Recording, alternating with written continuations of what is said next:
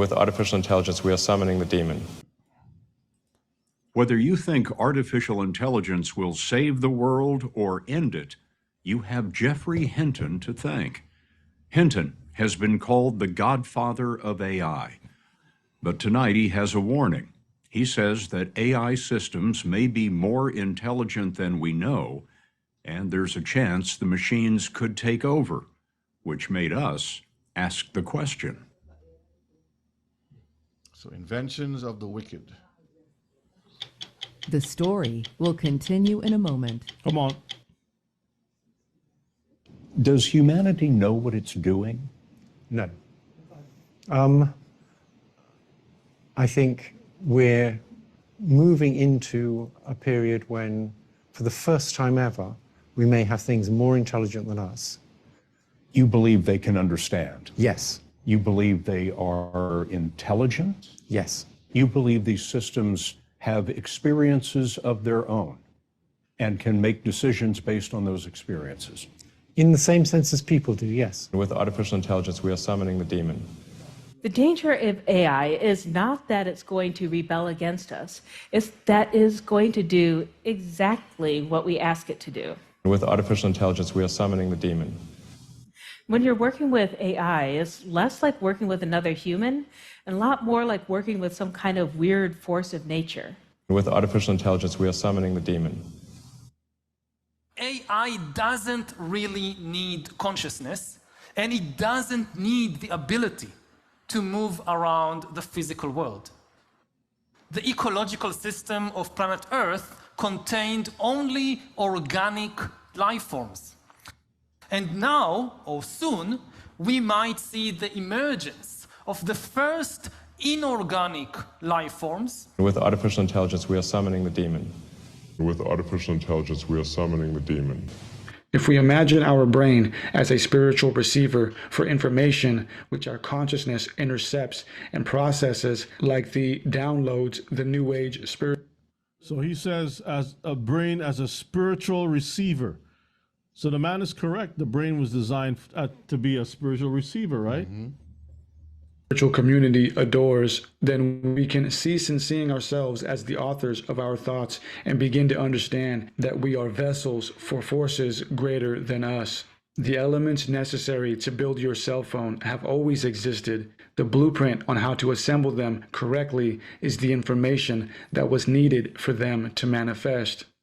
We are the mediums for which the choice is made, and we are the mediums for which technology is created. Einstein, for example, utilized subconscious contact with the higher sources to a certain extent. It is said that he would meditate and visualize concepts first before he would put the pen to the paper.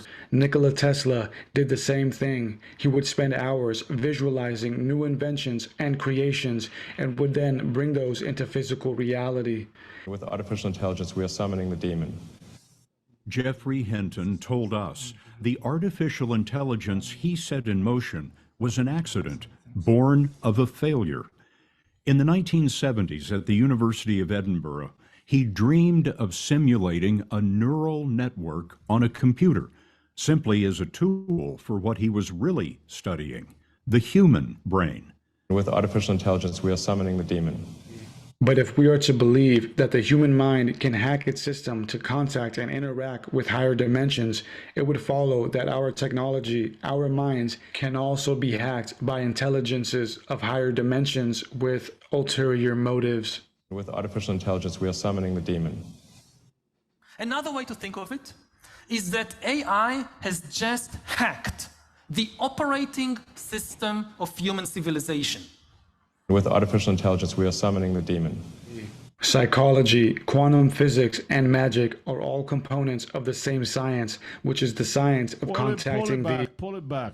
He says what again? Pull it back right there. Psychology, quantum physics.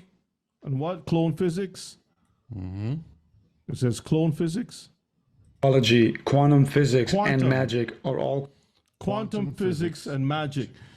Didn't the Avengers, Disney put out a movie with quantum physics when they went into, Trump went into, the Ant-Man thing, into the portals, and then came back, and there was another universe, and they came back with other forces and all Yep. kinds of stuff. Yep. Absolutely. Components of the same science, which is the science of contacting the other side through differing technologies. With artificial intelligence, we are summoning the demon. If we placate the spiritual idea that there are dualistic forces unseen to us guiding humanity, then it appears as if our minds hold precious value for these beings. With artificial intelligence, we are summoning the demon. But back then, almost no one thought software could mimic the brain. His PhD advisor told him to drop it before it ruined his career. Hinton says he failed to figure out the human mind, but the long pursuit led to an artificial version. In 2019, Hinton and collaborators Jan LeCun on the left and Yoshua Bengio won the Turing Award, the Ashkenaz. Nobel Prize of Computing. With artificial intelligence, we are summoning the demon. Ashkenaz. So even the biggest chatbots only have about 1 trillion connections in them. The human brain has about 100 trillion. And yet, in the trillion connections in a chatbot, it knows far more than you do in your 100 trillion connections, which suggests it's got a much better way of getting knowledge into those connections. A much better way of getting knowledge that isn't fully understood. Demon. We don't actually know what's going on any more than we know what's going on in your brain. What do you mean we don't know exactly how it works? It was designed by people. No, it wasn't. Demon. We don't actually know what's going on any more than we know what's going on in your brain. What do you mean we don't know exactly how it works? It was designed by people. No, it wasn't. Demon. We don't actually know what's going on any more than we know what's going on in your brain. What do you mean we don't know exactly how it works? It was designed by people. No, it wasn't. What is a path forward that ensures safety? I don't know. I can't see a path that guarantees safety. What is a path forward that ensures safety? I don't know. I can't see a path that guarantees safety. What is a path forward that ensures safety? I don't know. I can't see a path that guarantees safety. That we're entering a period of great uncertainty where we're dealing with things we've never dealt with before. And Pause normally that for a second. And you see, when you go to your local church, do you think that they're going to take the time to investigate, to tell the people of the times? Remember, we started off by talking about watchmen. Their watchman is watching who's wearing high heels, who's wearing things that is not appropriate according to their doctrine for their church. That's the watchman. We got to watch them. We put out the brochure. This is salvation. We are the true church. And based upon what we write down, the 20 points, or the 15 points, or whatever it is, if you don't follow that, you're a heathen, you're wicked, you're going to hell. But the watchman is not supposed to be watching some Watching the piano, the organist play, and the pastor twerking. foolishness. You're supposed to be watching what's happening, because these things are affecting us every single day, brothers and sisters. Yes, Elder, what's on your mind? Yeah, those that paying the biggest tithes and money, they're watching all that. Yes, pocket watchers, huh? That we're entering a period of great uncertainty where we're dealing with things we've never dealt with before. And normally the first time you deal with something totally novel, you get it wrong. And we can't afford to get it wrong with these things. Can't afford to get it wrong. Why? Well, because they might take over. And normally the first time you deal with something totally novel, you get it wrong. And we can't afford to get it wrong with these things. Can't afford to get it wrong. Why? Well, because they might take over. And normally the first time you deal with something totally novel, you get it wrong.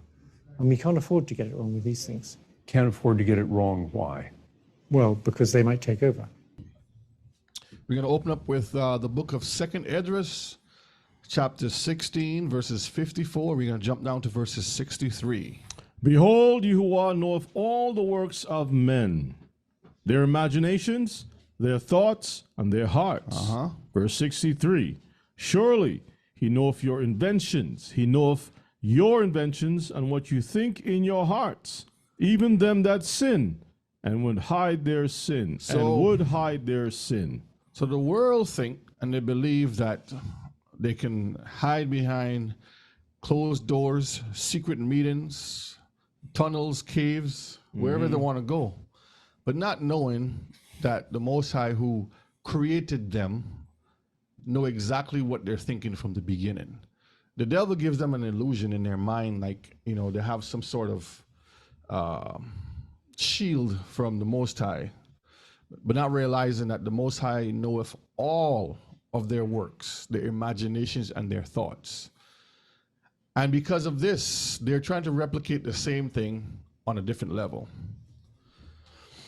Now, again, tonight we are going to look at some very interesting updates on what's in store for this world's system.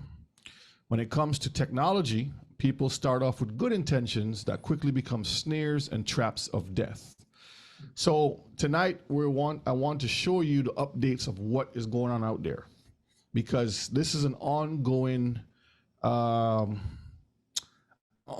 system or trend of what the enemy is doing against the Most High's people, and to bring in this new world system that they're coming with. Psalms 38 and verses 12. They also that seek after my life lay snares for me, and they that seek my hurt speak mischievous things and imagine deceits all the day long. So David is here prophesying, and he's talking to the Most High and telling the Most High, you know, to bring some protection, because the enemies that we have are real enemies. And he's saying that they are always trying to lay a snare before us, our people. When we read Deuteronomy 20, it tells you that we have a lot of obstacles and hurdles to overcome because of our disobedience. But when we turn around, when we repent, when we start being obedient to our Creator, and we start to live according to the law, statutes, and commandments, the fight now becomes a real fight, because the enemy is not fighting those that are in his hands already. He's fighting against those that are not in his hands. So the question is, who seeks after your life? Because when we read this, you know, you got to ask the questions to generate those answers, to get your mind, you know, motivated to start thinking. Because David says, speak mischievous things and imagine deceit all the day long. Because that's all they want to do. They just back there thinking of ways to destroy you and I. So who seeks after your life and who seeks to hurt you?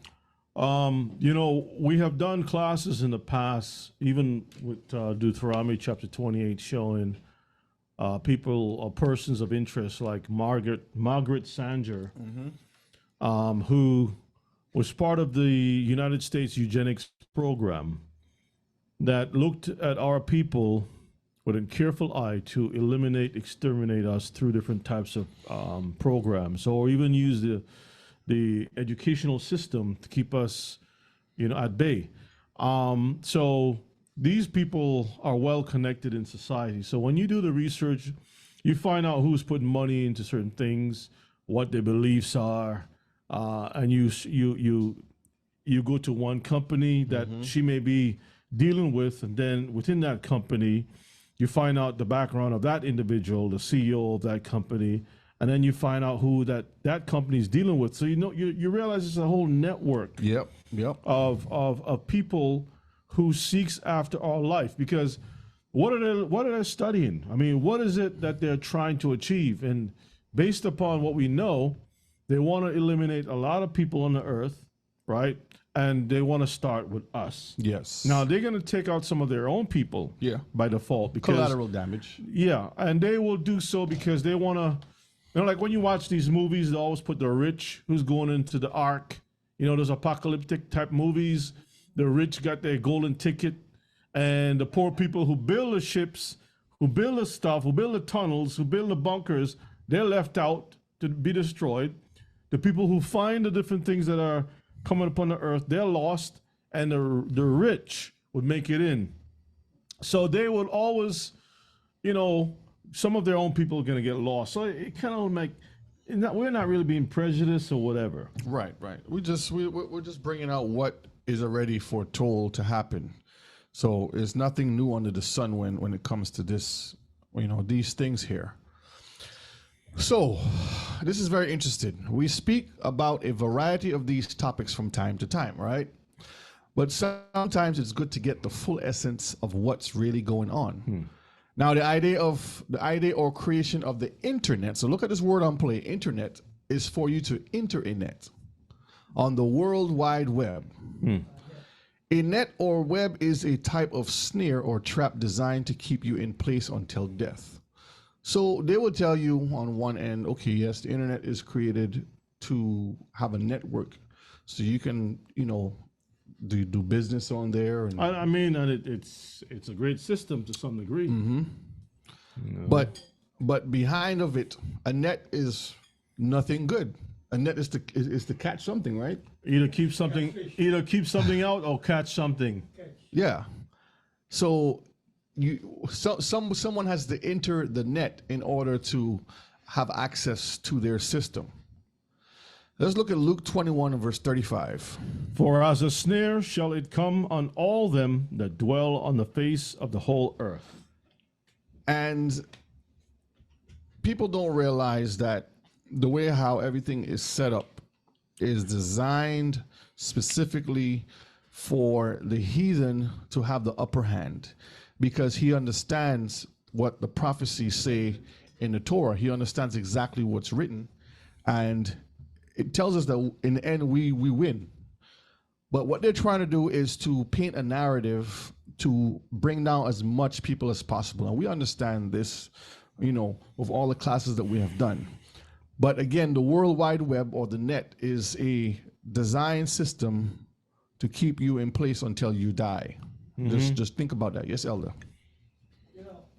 What comes to my mind, family, seems that our people are learning at taking examples of what happened way from the beginning. Let us look back from Egypt coming down, slavery and all these things, Deuteronomy 28. All that went down. Up to now, our people are not learning. We are not learning. We are not, the Lord set all the example. He tells us everything. But it seems that we love to do the wrong. And that's what's going to take us all the way down. Thank you, Elder. You're right. The learning part is where we have a lot of problems. Hopefully on Shabbat we will talk about some of those things also. We have a job to do, and that job is to be watchmen over the people and keep them informed so they can have all the information to make better decisions and choices towards salvation. So this is why we have these forums, these classes, these updates. We talk to our brothers and sisters, because there's a reason that when you are doing the Most High's work, you have to put your best foot forward. There's no half in, half out. Isaiah chapter 21 and verse 6. For thus hath Yahuwah said unto me, Go, set a watchman, let him declare what he seeth. So the watchman is supposed to sound an alarm and bring back word on what he's seen. Now imagine if you have a job to do at your work and you're not completing your tasks. You're supposed to, especially in certain places in the South here too, you have these, close to the forest, there's these big towers. I don't know if you've seen them. And they're designed there for the rangers, so if there's a fire, they can go up there, they can see over the treetops for miles and see where the smoke is. And if there's fire coming, they can sound the alarm. The lookout tower. Right. But if you just sit there and watch it burning and don't say nothing, what good are you to the job that you are called to do?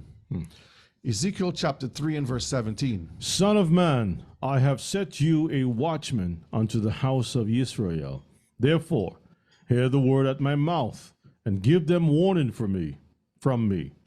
So he has called us to do a specific task. He says, therefore, hear the word at my mouth. So when we are saying things, we're not just making stuff up or throwing stuff out there. I could be sitting home, relaxing, doing something else. But I enjoy bringing these things out to teach our people. That's right. To warn our people. because we are called to do so. There is a sense of joy, when we come together to have these, studies and stuff like that. Sometimes I go back and I listen just to hear again what the Most High had placed upon us, just to learn again. And it's beautiful. It's really good to ingest the word of the Most High. Yes. Ezekiel 33, verses 1 to 7. We're going to start here. Again, the word of YONA came unto me, saying, Son of man, speak to the children of your people, and say unto them, When I bring the sword upon a land, if the people of the land take a man of their coast and set him for their watchman. So he's speaking to his people. Go ahead. If when he seeth the sword come upon the land, he blow the trumpet and warn the people, then whosoever heareth the sound of the trumpet and taketh not warning, if the sword come and take him away, his blood shall be upon his own head. That's right, because the warning has been sent out. Ella, you want to blow that shofar? Just. All wind, Ella, all wind. Push that wind out. Hallelujah. Hallelujah. Oh, hallelujah. So when Ella blow that shofar, he's sending a warning. A shot across the bow, huh? Verses 5 to 7. He heard the sound of the shofar, the trumpet, and took not warning. His blood shall be upon him. So that's his fault. When we're bringing things out, or when you're hearing the word from anyone, and the warning is going out, and you are saying to yourself, I have time. You hit those snooze button Hebrews. They think they have more time to get their lives together, and before you know it, it's too late. Go ahead, but he that taketh warning shall deliver his soul. Hallelujah. But if the watchman see the sword come, so if we see things happening, and we keep it to ourselves, and blow not the trumpet, and we don't warn our brothers and sisters, and the people be not warned, if the sword come and take any person from among them, he is taken away in his iniquity, but his blood will I require at the watchman's hand. So the Most High is putting a responsibility on his messengers, on his watchmen. Continue. So thou, O son of man, I have set you a watchman unto the house of Israel. Therefore, you shall hear the word at my mouth and warn them from me. Hallelujah. So we have to warn our people, no That's matter what may come the way, no matter how people may want to make mockery and call you, like cult, or if they want to say that you guys are paranoid or always talking about this stuff all the time. Because people always say that. You guys always talking about this future stuff. Okay. Well, I'm sure they know about the frog in the water, right? Yep. Noah was talking about the rain coming for 120 years. Yep. And they laughed at him. And when the rain came, guess who was knocking at his door? The same ones who was laughing, and the door never opened. I'm sure a lot of people trying to learn how to build a canoe at that time too. They put all the skills together. I tell you. Remember, our enemies are very clever and know how to hide wickedness behind the truth, okay? Because that's what our adversary is, the devil. He's the ultimate Decepticon. He knows how to deceive, how to manipulate, how to hide, and put on that mask of a sheep, but he's a wolf. And our people follow suit. Psalm 64, verses 2, jump down to 4 and verse 5. Hide me from the secret counsel of the wicked, from the insurrection of the workers of iniquity. So David is pleading to the Most High to say, protect us, because that's what we do. We have to do. If we don't say these things, Mishpachah, we'll be caught up with all of the drama and wiles that the devil has, or the bullets that he's shooting down range at you. And therefore we have to guard ourselves. That verses 4, that they may shoot in secret at the perfect, Suddenly do they shoot at him and fear not. They encourage themselves in an evil matter. They commune of laying snares privately, saying, they say, who shall see them? So they're in the background again, crafty counsel, planning and plotting your demise and our demise. And that's all they do all day long. Like these people have nothing good to do. You know, I wake up in the morning and, first thing I want to do is talk to the Most High, roll over, kiss my Isha, go out there, check on my animals, check on the plants, and enjoy the day. But these people, they go to sleep at night with pork on their mind, and then they're thinking about how they can conquer the next person, how much money they can steal. Just scheming, planning and plotting, all night, all day. Life is meaningless for a lot of these people. They have trades of human body parts throughout the world. They're making money off of the death of people, and they make money off of the birth of people. So they got a good trade going on. It's wickedness. Sirach 12 and verses 10. Never trust your enemy. So when people say,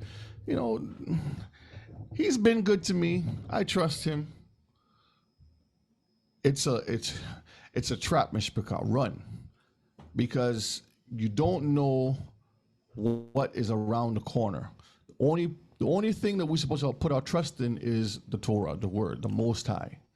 Once we put our trust in the Most High, we have certainty of security. Yes. I think that first thing that our people need to do is identify who is the enemy. In most cases, you think Satan. That's Christian church, the devil. But who has ever seen the devil show up, knocking at the door, saying that I'm the devil, and then you say, okay, you're my enemy, I'm not going to open the door. Come on in. Satan doesn't work like that, right? He doesn't operate like that. We've heard about the wiles or the snare of the devil, snares of the devil. Have you ever seen any snares that advertise itself as a snare? It says, hey, I'm a snare right here. See me? No. And so the enemy is going to look like your friend. That's the first place you got to start looking around. Look around at your friends and check them out. Your acquaintances, people that you're familiar with. Start there. Yep. Start shaking the tree. Now, one of the ways to flush who are your enemy, use the word of the Most High. For some reason, whenever the 613th beautiful golden tipped gold tipped scriptures come out, written by the fingertip of the Most High with fire. For some strange reason, people start running away from that thing. They start revealing themselves. They feel uncomfortable. And that's how you know who are your friends or who are your enemies. And you might be surprised, they may be sitting right next to you too, right now. That's true. So you got to be very careful. Elder, what's on your mind, sir? You were talking about your enemy. Your enemy, as Brother YONA was saying, is your friend. You will not see the devil himself coming like with the fog or with a sword behind you. You will not see a man with or anything with a sign back devil coming behind you. He's not going to do the job. He's going to get maybe your children, maybe your wife, maybe your husband, maybe your friend next door, watching and peeping at you and try to grab you or kill you. Pull up Zach. So I don't know how long it's going to take us for us to recognize that we have enemies and who is the enemy, what we should do, and how we should live. These are the things. If we are not learning anything, family, it don't make any sense. Okay, so pull up Zechariah 13 and verses 6, and this will tie into that. It says, and one shall say unto him, what are these wounds in your hands? Where do these wounds come from? Then he shall answer, those with which I was wounded in the house of my friends. Where did he get shot up? Who stabbed him in the hands? Who cut him up? I was wounded in the house of my friends. So never trust your enemy. Never trust your enemy. So you have to identify Who the enemy who is. the enemy is, right? For like as iron rusteth, so is his wickedness. So like iron rusteth, so is his wickedness.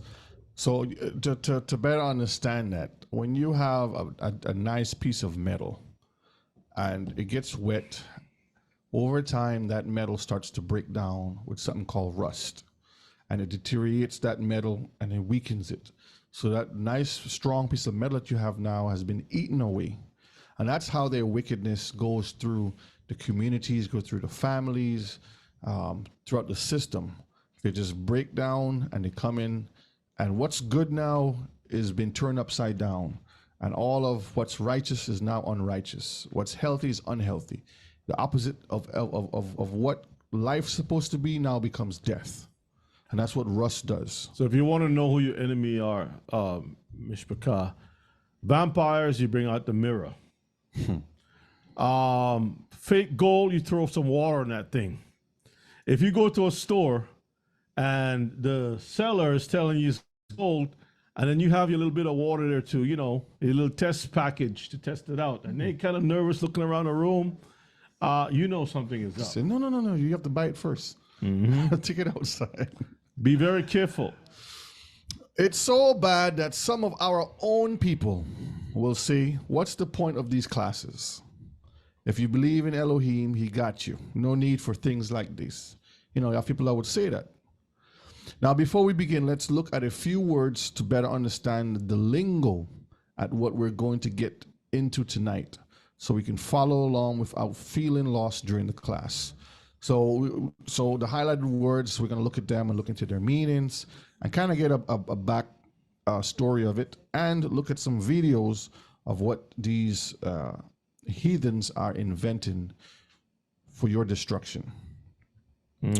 So the first one is artificial intelligence. We covered this in previous classes, but I want to get into it because it is the source of everything that we're dealing with in this system today.